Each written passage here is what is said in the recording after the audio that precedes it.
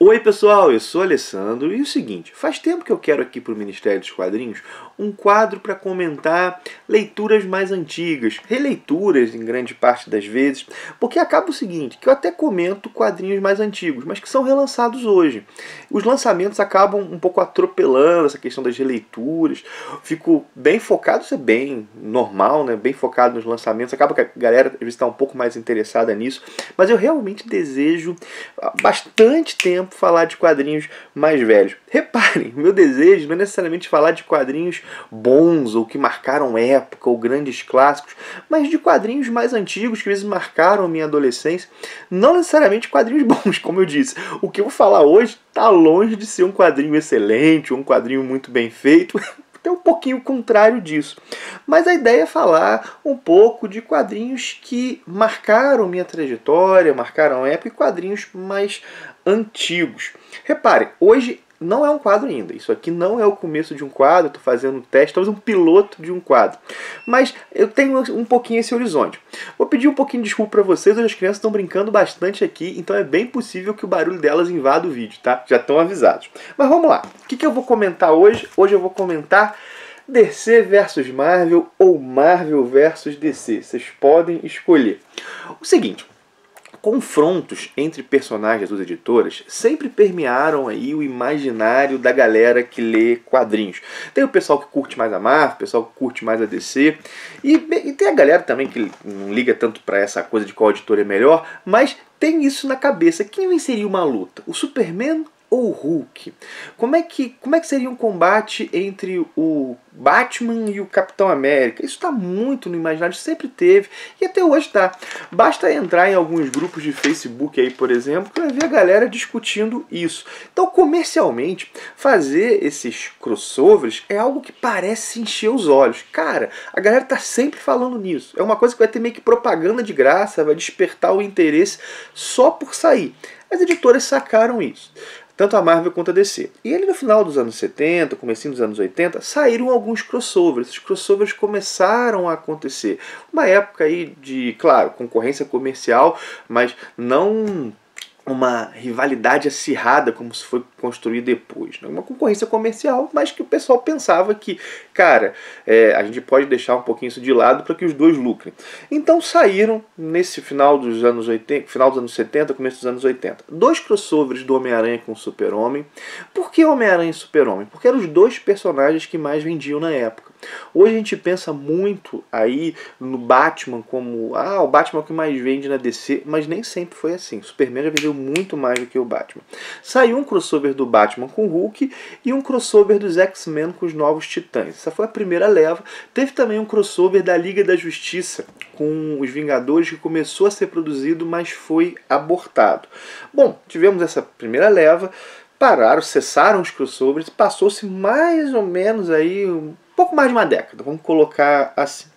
E aí vieram uma outra leva, já nos anos 90, com toda, vamos colocar assim, crise, ou pelo menos um chacoalhar que o mercado de quadrinhos sofreu nos Estados Unidos com o surgimento da Image, as duas grandes aí se sentindo beliscadas, e começou a surgir uma nova leva de crossovers. Lá em 95 tivemos Batman e Justiceiro, inclusive tivemos dois crossovers do Batman com Justiceiro, tivemos Darkseid Galactus, depois, eu vou até comentar ele daqui a pouco, Lanterna Verde e Surfista Prateado, que funcionou como um prelúdio para isso aqui, para o grande embate Marvel versus DC ou DC versus Marvel. Um crossover que não propunha um encontro entre dois personagens, mas entre dois universos. Foi uma minissérie em 4 edições, estou mostrando as capas para vocês, que colocava o universo Marvel e o universo DC frente a frente numa espécie de arena. Era para combater, não era só... Os personagens não iam apenas se encontrar, mas eles iam combater. Quem escreveu esse Marvel versus DC? Bom, é sempre complicado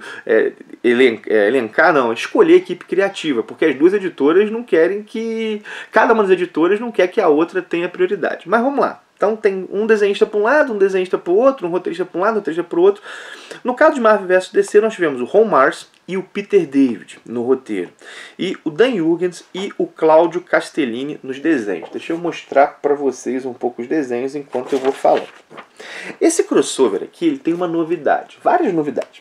Primeiro é que ele assume uma estrutura que é diferente da grande maioria, quiçá todos os crossovers tradicionais, que é o seguinte: os crossovers tradicionais, vamos pegar lá o Superman Homem-Aranha, X-Men Titãs, eles partem do pressuposto que os personagens vivem no mesmo universo, mas ainda não se encontraram. Já aqui é diferente. A ideia é que há dois universos separados, e esses dois universos vão se encontrar. Para que haja um encontro entre os personagens, tem que haver uma passagem de um universo para outro, ou sei lá, os personagens têm que se encontrar num ponto que fica entre os universos. Isso depois vai ser usado muito mais vezes, mas aqui que isso é pelo menos formalmente não estabelecido, porque, como eu disse, isso aqui foi como um prelúdio, essa ideia dos dois universos começou a ser desenvolvida aqui, mas é aqui que isso ganha volume, pelo menos, né? Isso ganha volume. Vamos lá. Como é que é a história? Nós temos duas entidades, deixa eu mostrar para vocês. A capa do volume 2 mostra, atrás temos as duas entidades. Cada entidade simboliza um dos universos, contém um dos universos. Essas entidades passaram milênios sem saber da existência uma das outras, elas haviam esquecido a existência uma da outra, e elas despertam para isso por causa de alguns eventos cósmicos nos dois universos, e o que acontece? Elas vão combater. Cada uma delas julga que o seu universo é melhor e elas não admitem a existência de outro. Então como é que vai ser esse combate? Cada uma das entidades vai escolher campeões entre os heróis de cada um dos universos e vai ter um torneio. E quem vencer o torneio permanece. Só pode haver um. O universo que perder será apagado da existência. É essa que é a ideia. Só que antes dessa situação acontecer, do torneio propriamente dito começar, há uma situação de que passagens de um universo para outro. Os dois universos estão, não vou dizer em colapso, mas eles estão enfrentando aí algumas turbulências e personagens passam de um lado para outro. Então nós vemos confrontos entre heróis de um lado e vilões do outro, por exemplo. Deixa eu pegar aqui para vocês uma sequência. Há, por exemplo, uma do Bane com Capitão América. Deixa eu ver se estou pegando a edição correta, né? Mas há essa situação, ó, o Superman com Fanático. Olha aqui, tá o Superman com Fanático. Porque personagens de um lado passam para o outro. O Homem-Aranha com Coringa. Há essa situação antes dos heróis realmente se digladiarem. Bom, isso é aqui, ó, o Wolverine com Crocodilo. Isso aqui já é na número 2. Enfim, minha gente, o que eu vou dizer disso aqui? Ah, o Darkseid com Thanos. É um roteiro bem raso mesmo. Aqui o Capitão América com Bane, que eu disse. E eu nem culpo os roteiristas, não culpo mesmo, porque fazer crossover é muito difícil. As pressões editoriais de um lado e de outro são enormes. Nenhuma editora quer ficar para trás da outra. E, enfim, é muito difícil. E aqui se somou uma outra situação. As editoras fizeram votação. 5 das lutas, não todas, mas 5 das lutas seriam decididas pelos leitores em votação. São as lutas que estão no volume 3, que são as Superman versus Hulk, o Superboy versus Homem-Aranha, Tempestade versus Mulher Maravilha, Lobo versus Wolverine, Capitão América e Batman. São essas lutas aqui, elas seriam decididas pelos leitores. E aí, minha gente, inclusive essas escolhas, é claro que as editoras sabiam quem era mais popular na época e já pressupunham quem venceria cada batalha.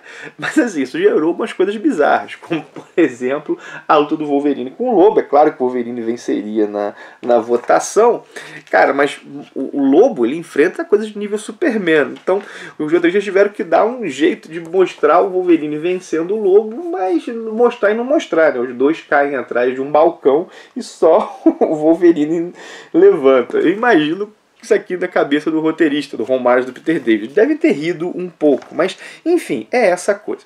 A ideia aqui, minha gente, é um fiapo de roteiro para dar lugar às lutas. É isso, não é muito mais do que isso. É um fiapo de roteiro para dar lugar às lutas. E não há desenvolvimento, não há mesmo desenvolvimento dos personagens ou propriamente dos universos. Por exemplo, os heróis, eles não tentam uma alternativa. Todos eles falam que é importante tentar uma alternativa, que não pode só ficar lutando. Mas sei lá, havia os heróis que não estavam lutando. Por que eles não se organizaram para buscar uma alternativa mesmo que fosse fracassada? Enfim, não tem nada disso. É uma sequência de cenas mal costuradas. E tem algumas tiradas para a cronologia da época, como por exemplo o Homem-Aranha, que está aqui, se a gente for reparar, embora a referência na história fale toda hora de Peter Parker, esse Homem-Aranha que está aqui o uniforme mostra, é o Ben Reilly, por causa da saga do clone na época. E ele é um clone lutando com um clone, porque o Superboy é um clone do Superman. Enfim, é isso. E, cara, sendo sincero, olhando de hoje, nem as lutas foram tão bem executadas. As lutas são assim, 2 páginas, 2, 3 páginas, pelo menos as principais, e tudo muito rápido, tudo vai muito rápido, assim. Realmente, minha gente, tá longe de ser uma grande história. Olha só que legal, isso aqui é um encartezinho que a Abril colocava na época com as novidades do mês. Aqui, isso aqui é o Shazam, o Capitão Marvel versus o Thor. Tá bem longe de ser uma grande história, mas marcou época, me marcou. Eu lembro de eu bater papo sobre isso aqui no ônibus, e numa época que eu praticamente não conhecia gente que lia quadrinhos, mas o pessoal se interessava. Eu emprestei isso aqui, e essa é um pouco a situação. Não é um fiapo de roteiro para dar lugar às lutas, mas que marcou aí certo momento. E Lanterna Verde e Surfista Prateado, como eu falei, eu ia comentar, é o prólogo. E acaba que o prólogo funciona bem melhor do que a minissérie. Não que isso aqui seja uma grande história, também não é, mas tem desenvolvimento, tem algumas sacadas legais. Quem escreve é o Ron Marz. Ron Marz chegou a trabalhar com os 2 personagens, e quem desenha é o Darryl Banks. Nós temos o Surfista Prateado encontrando o Super Cyborg, um vilão do Superman naquele momento, depois encontrando o Parallax. E temos o Lanterna Verde encontrando o Terrax e depois o Thanos. É uma forçação aí nas coincidências, a tudo isso.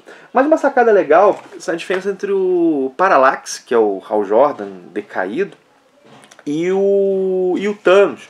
O Hal Jordan, ele quer reconstruir o universo, ele quer trazer a vida de volta de Coast City, da sua cidade que foi destruída na época. Já o Thanos é um niilista, ele quer levar a morte a tudo. E aí eu fiquei pensando, né? A maldade, né, a vilania, elas podem ser feitas por motivações até opostas. Isso está aqui. Bom, galera costuma usar uma expressão, vocês já devem ter ouvido isso na internet, caça-níquel, para falar de alguns quadrinhos. Caça-níquel é um quadrinho cuja a motivação comercial sobrepuja o conteúdo criativo. Gente, motivação comercial, todos os quadrinhos têm. Não vou nem entrar na cena independente, mas até a cena independente tem que vender, mas ainda mais nos quadrinhos da cena, quadrinhos mainstream, eles querem vender. Mas há alguns quadrinhos que esse aspecto comercial ele tripudia sobre o criativo. Gente, isso aqui é um desses casos. É um desses casos. Não é uma grande história e que realmente tem esse problema todo. Ainda assim, marcou época e divertiu o Alessandro de 14 anos, que já havia problemas aqui, mas que pensava mais em quem ganha e quem perde. E tem uma outra coisa. Ao fim, a edição 4, a capa mostra bem isso, surgiu um outro universo, que se chamou de Universo Amálgama, que é com personagens, com fusão de personagens da Marvel e da DC. Então temos aí o Super Soldier, o Dark Claw, que é o mistura de Wolverine com Batman. Tem vários personagens fundidos. Assim. Isso saiu numa sequência de revistas. Saiu aqui em formatinho, essas revistas foram 4 edições. Infelizmente eu perdi isso, porque eu ia trazer para esse vídeo. Eu tinha perdido isso aqui também, acabou que uns 2, 3 anos atrás achei num sebo, recuperei.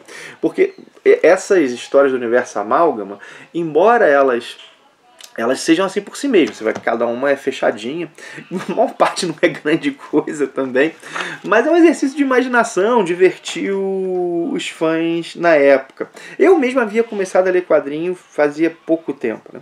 De todo modo, aqui há ideias que vão ser recicladas depois no Liga da Justiça vs Vingadores, escrito pelo Kurt Busiek, desenhado pelo George Pett. Aí sim, um grande crossover, o melhor crossover entre Marvel e DC de todos os tempos. Algumas ideias que estão aqui são recicladas e melhoradas lá. No final, há uma certa metalinguagem, que é uma editora elogiando a outra. As duas entidades, elas apertam a mão uma da outra e dizem, você se saiu bem, né? Assim, de novo, não é nada muito sutil, não é nada muito elaborado. Gerou esse universo amálgama, tivemos mais crossovers depois, inclusive mais minisséries aí que tocavam os dois universos. Tem aqui o namoro da Jubileu com o Robin. Tem algumas coisas. Deixa eu pegar aqui um pouquinho e mostrar as imagens para vocês da edição número 3. Aí. Ó, aqui, ó. Aqui dá para vocês verem algumas derrotas. Né? O Thor vence o Capitão Marvel. O Aquaman, uma luta bem tosca, vence o Namor. Essa daqui, é claro, né? O Flash vence o Mercúrio. O Flash vence o Mercúrio. Aqui, ó, tá o Robin e a Jubileu lutando. Infelizmente, como eu disse, eu perdi as revistas do Universo Amálgama. Se eu recuperar, um dia eu faço um vídeo aqui pra vocês, achar num sebo, alguma coisa assim. Enfim, minha gente, tá aí meu olhar sobre Marvel vs DC, essa resenha de quadrinho velho aí. Você gostou desse vídeo? Quer mais vídeo desse tipo? Quem sabe falar de mais coisas dos anos 80, algumas tosqueiras, algumas coisas boas, quem sabe, né? Tem muita coisa, tem a Image dos anos 90 que eu posso comentar aqui. Dá um feedback, coloca aí nos comentários, compartilhe o vídeo se você o achou legal. Repara que eu não estou contando a história, eu estou comentando a história, né? É essa que é a ideia, né? Compartilhe o vídeo, comenta aí se leu isso, se não leu, o que você achou, bota aí nos comentários. Bom, lembrar, galera, do link da Amazon que tá na descrição do vídeo. Claro, não tem Marvel vs DC lá, né? Infelizmente, dada a relação das duas editoras hoje, no curto, médio prazo aí é impossível vislumbrar a republicação disso aqui de qualquer crossover. Então o único jeito de conseguir é nos sebos. Mas o link da Amazon serve para todos os outros quadrinhos, uma boa parte dos outros quadrinhos que são lançados hoje. Caso você vai fazer uma compra nessa loja, usando o link aí do canal, você ajuda demais o canal aqui a se manter, a melhorar, me ajuda a continuar produzindo cada vez mais e melhores vídeos para você. Tem link da Amazon, tem link da Panini, tem cupom da editora Novo Século, quem quiser fazer uma compra na editora Novo Século, cupom dá 30% de desconto, só que o cupom ele é para cliente, tem que estar cadastrado na loja primeiro para o cupom funcionar. Enfim, minha gente, faz todos esses jabás, são males necessários aí. Esse vídeo ficou até um pouco maior do que meus vídeos costumam ficar, mas acho que valeu a pena, foi legal comentar esse quadrinho que não é tão bom. Na verdade, é bem feito nas coxas, mas que marcou aí minha adolescência. Valeu, minha gente, forte abraço e até o próximo vídeo.